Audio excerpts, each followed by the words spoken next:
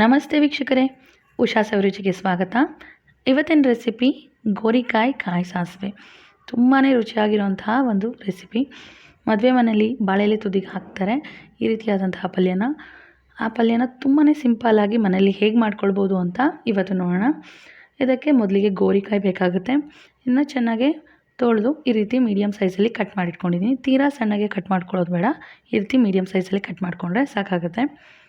ತುಂಬಾ ರುಚಿಯಾಗಿರುತ್ತೆ ಪಲ್ಯ. ಗೋರಿಕಾಯಿ ಇಷ್ಟಪಡದೇ ಇರೋರು ಕೂಡ ಈ ರೆಸಿಪಿನ ಮಾಡಿ ನೋಡಿ, ತುಂಬಾ ಇಷ್ಟಪಟ್ಟು ತಿಂತಾರೆ. ಇದರಲ್ಲಿ ಕಾಯಿ, ಬೆಲ್ಲ ಮತ್ತು ಸಾಸಿವೆ, ಜೀರಿಗೆ ಎಲ್ಲದ್ರದ್ದು ಘಮ ತುಂಬಾ ಚೆನ್ನಾಗಿ ಬೆರೆತು ಒಂದು ಒಳ್ಳೆ ಸೂಪರಾಗಿರುವಂತಹ ಟೇಸ್ಟ್ ಕೊಡುತ್ತೆ. ತಡ ಮಾಡದೆ ರೆಸಿಪಿನ ಸ್ಟಾರ್ಟ್ ಮಾಡೋಣ.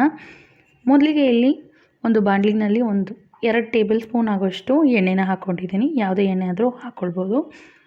ಹಾಗೆಯೇ ಒಗ್ಗರಣೆಗೆ ಬೇಕಾಗಿರುವಂತಹ ಸಾಸಿವೆ, ಕಡಲೆಬೇಳೆ ಮತ್ತು ಉದ್ದಿನಬೇಳೆ, ಸ್ವಲ್ಪ ಕರಿಬೇವಿನ ಸೊಪ್ಪು, ಇದನ್ನು ಚೆನ್ನಾಗಿ ಬಾಡಿಸ್ಕೊಳ್ಳೋಣ. ಬೇಕಿದ್ದರೆ ಜೀರಿಗೆ ಕೂಡ ಹಾಕ್ಕೊಳ್ಬೋದು ಒಗ್ಗರಣೆಗೆ. ಹಾಗೆಯೇ ಒಂದು ದೊಡ್ಡ ಸೈಜ್ ಈರುಳ್ಳಿನ ಈ ರೀತಿ ಸಣ್ಣ ಸಣ್ಣದಾಗಿ ಕಟ್ ಮಾಡಿ ಹಾಕ್ಕೊಂಡಿದ್ದೀನಿ. ಇದನ್ನು ಚೆನ್ನಾಗಿ ಬಾಡಿಸ್ಕೊಳ್ಳೋಣ. ಈರುಳ್ಳಿ ಸ್ವಲ್ಪ ಬಣ್ಣ ಚೇಂಜ್ ಆಗ್ತಿದೆ ಅನ್ನುವಾಗ ಇದಕ್ಕೆ ಗೋರಿಕಾಯಿನ ಹಾಕೊಳ್ಳೋಣ. ಗೋರಿಕಾಯಿ ಜೊತೆಗೆ ಸ್ವಲ್ಪ ಅರಿಶಿಣ ಅದನ್ನು ಹಾಕಿಬಿಟ್ಟು ಚೆನ್ನಾಗಿ ಫ್ರೈ ಮಾಡ್ಕೊಳ್ಳೋಣ. ಒಂದು 2ರಿಂದ 3 ಸೆಕೆಂಡು ಫ್ರೈ ಮಾಡ್ಕೊಳ್ಬೇಕಾಗುತ್ತೆ ಎಣ್ಣೆಯಲ್ಲಿ. ಚೆನ್ನಾಗಿ ಫ್ರೈ ಆದ ನಂತರ ಇದಕ್ಕೆ ಸ್ವಲ್ಪ ನೀರನ್ನು ಹಾಕ್ಕೊಳ್ಬೇಕಾಗುತ್ತೆ. ಒಂದು ಅರ್ಧ ಲೋಟ ಅಷ್ಟು ನೀರನ್ನು ಹಾಕ್ಕೊಂಡಿದ್ದೀನಿ. ತುಂಬ ನೀರನ್ನು ಹಾಕೋ ಅವಶ್ಯಕತೆ ಇಲ್ಲ. ಸ್ವಲ್ಪ ನೀರನ್ನು ಹಾಕಿ ಮುಚ್ಚಿಟ್ಟು ಒಂದು 10 ನಿಮಿಷ ಇದನ್ನು ಬೇಯೋದಕ್ಕೆ ಬಿಟ್ಬಿಡಬೇಕು. ಇದು ಬೇಯ್ತಾ ಇರುವಾಗ ಪಕ್ಕದಲ್ಲಿ ಒಂದು ಮಸಾಲಾನ ರೆಡಿ ಮಾಡ್ಕೊಳ್ಳೋಣ. ಇದಕ್ಕೆ ಮೇನ್ ಇಂಪಾರ್ಟೆಂಟಾಗಿ ಬೇಕಾಗಿರುವಂತಹ ಮಸಾಲ.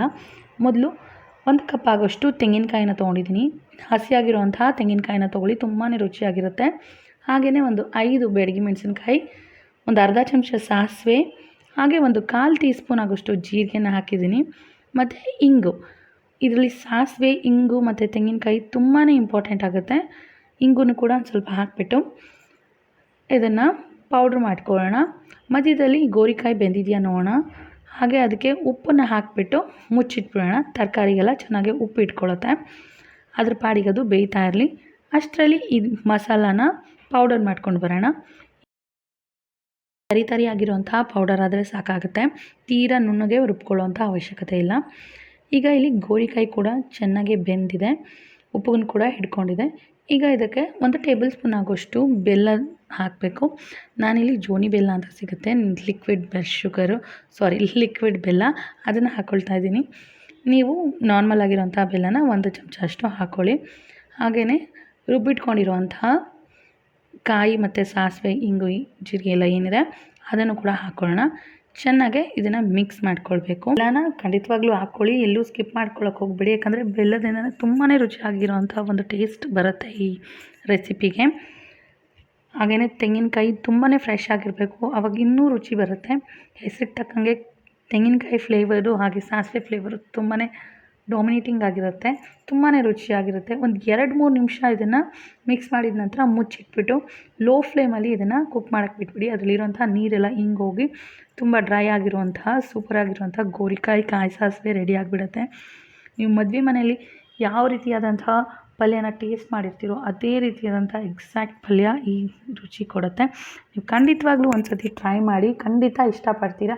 ಹಾಗೆ ಇಷ್ಟ ಆದರೆ ಒಂದು ಲೈಕ್ ಮಾಡಿ, ಹಾಗೆ ರೆಸಿಪಿ ಟ್ರೈ ಮಾಡಿ ಹೇಗೆ ಬಂತು ಅಂತ ಕಮೆಂಟಲ್ಲಿ ಕೂಡ ತಿಳಿಸಿ. ಇದೇ ರೀತಿಯಾದಂಥ ಈಸಿ ಮತ್ತು ಸೂಪರಾಗಿರುವಂಥ ರೆಸಿಪೀಸ್ಗಾಗಿ ಉಷಾ ಸವಿರುಚಿನ ಸಬ್ಸ್ಕ್ರೈಬ್ ಮಾಡ್ಕೊಳ್ಳಿ. ಆಲ್ರೆಡಿ ತುಂಬಾ ರೆಸಿಪೀಸ್ ನಮ್ಮ ಚಾನಲ್ನಲ್ಲಿದೆ, ವಿಸಿಟ್ ಮಾಡಿ ನೋಡಿ. ಹಾಗೆ ಇಷ್ಟ ಆದರೆ ಲೈಕ್ ಮಾಡಿ. Thanks for watching. ಧನ್ಯವಾದಗಳು.